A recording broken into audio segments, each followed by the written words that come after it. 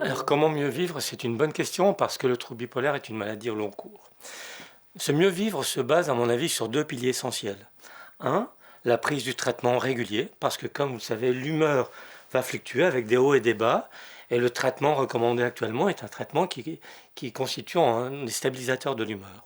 Donc on prescrit des stabilisateurs pour éviter les amplitudes des hauts et des bas qui sont trop importantes et qui peuvent varier au cours de la vie. Ça, c'est un des aspects. Le deuxième aspect, c'est plus l'hygiène de vie et le soutien psychologique.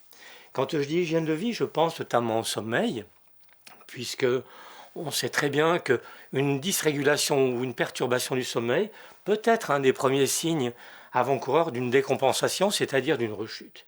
Alors on propose à nos patients d'avoir une régularité dans le sommeil avec une heure de coucher qui soit relativement constante, stable, une durée de sommeil suffisante.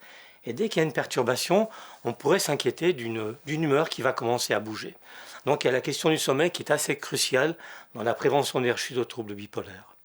La question aussi de l'alimentation, bien évidemment. Une alimentation, une hygiène diététique comme tout le monde, bien évidemment. Mais la consommation d'alcool, la consommation de drogue sont autant de substances qui peuvent déréguler l'émotion et puis provoquer soit des hauts, soit des bas dans l'humeur. Donc l'hygiène diététique est importante. Souvent, si on prescrit, on propose chez nos patients d'avoir une activité physique.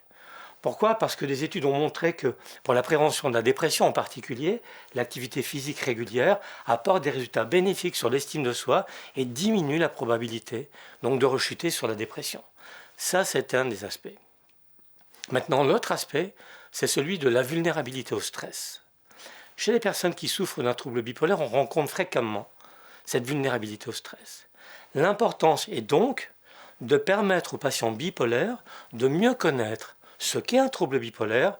Ce faisant, il va mieux détecter les signes avant-coureurs d'une décompensation vers le haut, la manie, ou vers le bas, la dépression. Alors, cette question du stress est importante.